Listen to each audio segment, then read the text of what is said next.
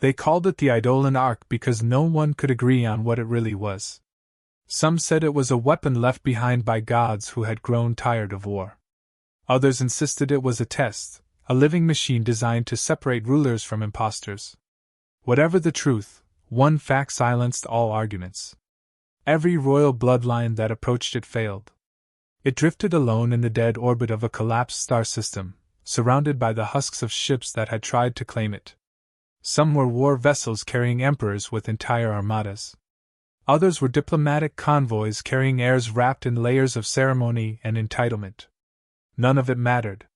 The Ark did not respond to status, power, or legacy. It responded to something no civilization had been able to define. The first attempt happened long before the current galactic order even formed.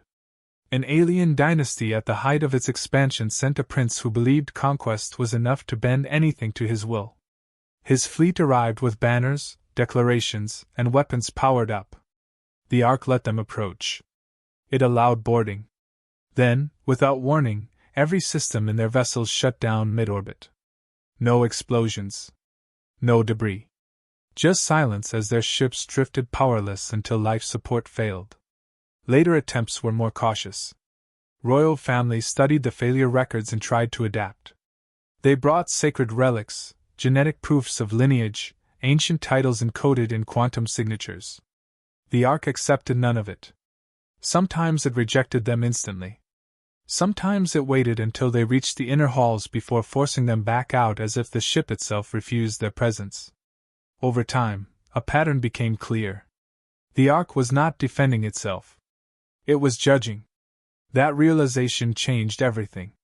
Entire civilizations began to treat it like a verdict no one could overturn. Kings stopped sending heirs casually. Claiming it became a ritual of desperation, a final attempt to restore fading legitimacy in a galaxy where empires rose and fell faster than they could maintain control. Yet every attempt ended the same way. Rejection. Silence. Failure. And still, it remained intact. Fully functional. Waiting. No one knew who built it. No known species had records matching its design. Its technology did not align with any era or evolutionary path. It was older than the oldest empires and more advanced than anything currently understood. It did not communicate in language. It communicated in outcomes. For those who studied it from afar, it became something more than a machine. It became a boundary. A line drawn across the galaxy that no royal authority could cross. Then came the last dynasty that still believed in its right to inherit greatness. A collapsing empire held together by tradition rather than strength. Their influence was shrinking, their allies fading, their systems unstable. At the center of it stood a princess who refused to accept decline as finality. She believed the Ark was not a myth or a curse but a dormant inheritance waiting for the correct claimant. Her advisors warned her not to go. They presented the full history of failures, the list of vanished fleets, the silence that always followed ambition. She listened, but she did not change her decision. Because for her, failure meant extinction anyway. The only difference was whether it happened slowly or in one final attempt. She did not arrive with an armada. She arrived with precision. A single vessel, minimal escort, no ceremonial fleet. The message she sent to rival courts was simple. If she succeeded, she would return with power no one could challenge. If she failed, there would be nothing left to argue over. She also brought something unexpected. A human. Not as a symbol of alliance. Not as a diplomatic gesture. Humans had no standing in the political hierarchy of this sector. Their species was known, but not respected in matters of power. Short-lived, adaptable, often used as auxiliary labor or security in mixed-species environments. Never central to anything important. He was assigned as her protector, though the assignment was more symbolic than practical. A way to show neutrality between factions that still distrusted each other. He carried no ceremonial insignia.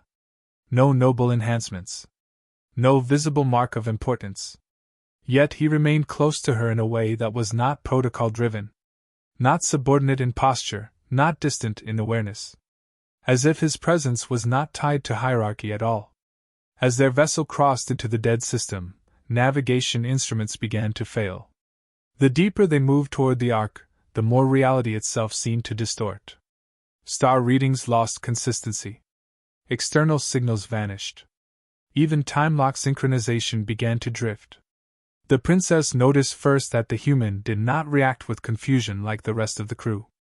He was watching the arc, not as an unknown object, but as something familiar in a way he could not explain. No one spoke about it. There was no time for speculation. The arc filled the viewport, massive and silent, its structure absorbing light rather than reflecting it. Docking procedures initiated automatically. That was the first anomaly. No request had been sent. No communication had been established. Yet the arc had already responded to their arrival. As the airlocks sealed and access corridors aligned, the human stepped slightly ahead of the princess without instruction. Not in defiance. Not in protocol violation. It was instinctive, as if positioning himself where he believed he was supposed to be. The arc reacted immediately. Not with defense. With attention. For the first time in recorded history, systems across its outer shell began to activate in sequence. Not alarms. Not weapons. But illumination. Structural alignment. Power routing through corridors that had remained dormant for centuries. The princess felt something shift in the atmosphere around them. Not mechanical. Intentional. And for reasons no one understood yet, the arc was no longer silent. The moment they crossed the threshold, the difference became undeniable. Every alien royal who had come before had been met with immediate rejection or silent dismissal. Yet now the arc behaved differently. It was not passive. It was observing. The princess stood at the forefront of her delegation, her presence reinforced by centuries of inherited authority. Her lineage had once ruled a flourishing sector, and even in decline, she carried herself as if the galaxy still owed her obedience. She activated her genetic clearance codes without hesitation, expecting at least acknowledgement from the ancient system. Nothing responded. She tried again, this time layering additional authentication sequences, ancestral verification keys, and dynastic authorization signatures passed down through generations. Still, there was no recognition. No confirmation. No denial. Only silence, as if the arc had already dismissed her before she even arrived. That silence was more unsettling than rejection. Behind her, the human remained still. He did not attempt any interaction with the system. He did not step forward or perform any formal procedure.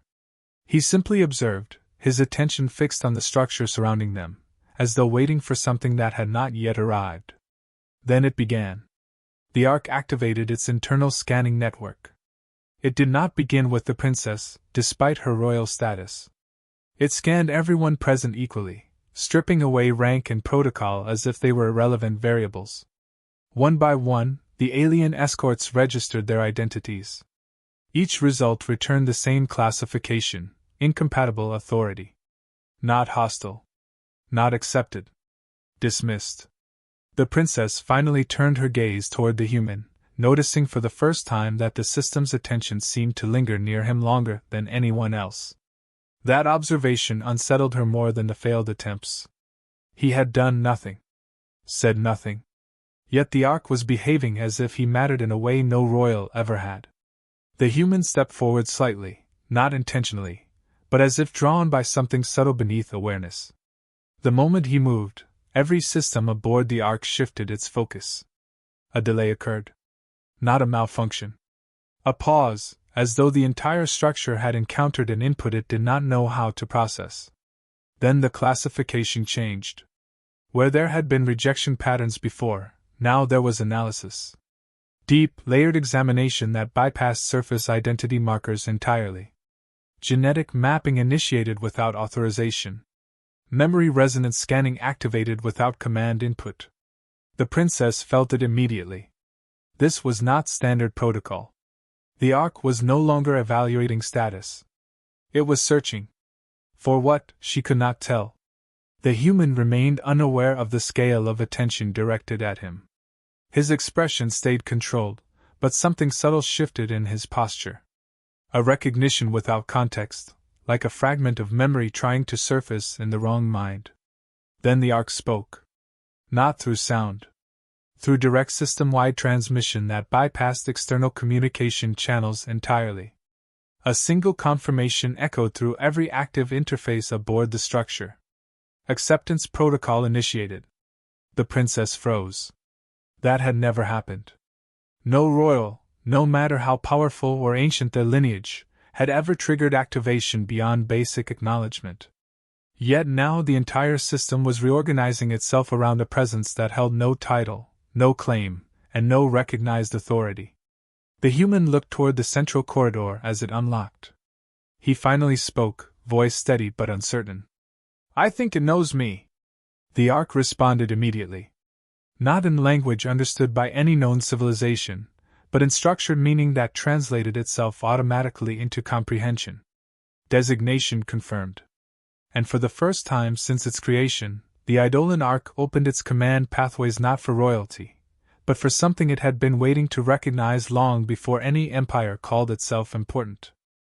The command pathways opened deeper than any known royal clearance level had ever reached. What should have been inaccessible even to the highest dynasties was unfolding without resistance, as if the Ark itself was removing barriers that had never truly been meant for outsiders. The princess stood frozen as her authority codes were silently revoked from relevance. Not rejected. Not overridden.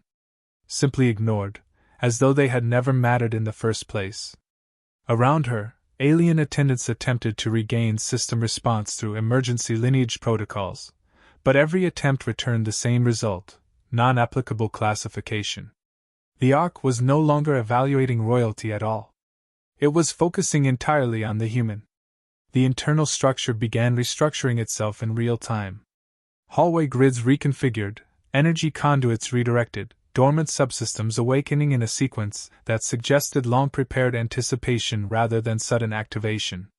It was not improvisation. It was recognition. The human stood at the center of it, still unaware of the scale of what was unfolding around him.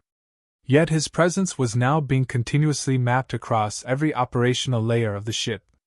Genetic sequencing expanded beyond standard biological analysis, reaching into deeper structural encoding that no known species should have carried. The princess finally broke her silence, her voice controlled but strained. "This is impossible. He's not registered in any royal database. He's not even..."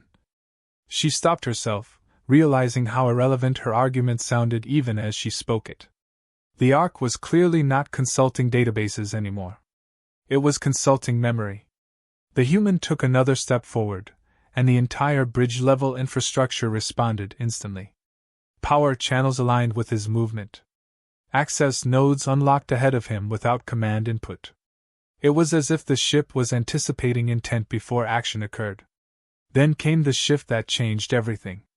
The Ark initiated a full identity reconstruction protocol.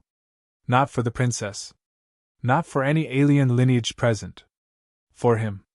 Data streams surged across transparent interfaces that had been dark for millennia.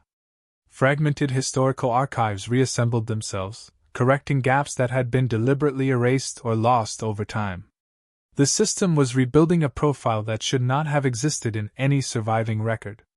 The princess watched as classification labels began to form above the central interface. No royal title appeared. No alien designation.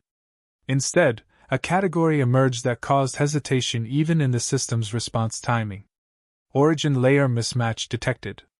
Cross-reference initiated. Then deeper scanning triggered something unprecedented. The Ark accessed archives far older than known galactic civilization.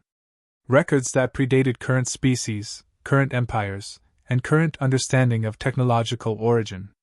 The human's presence stabilized the access sequence, as if his genetic structure acted as a missing authentication key. The princess turned toward him fully now, realizing with growing unease that he was not reacting like someone discovering truth for the first time.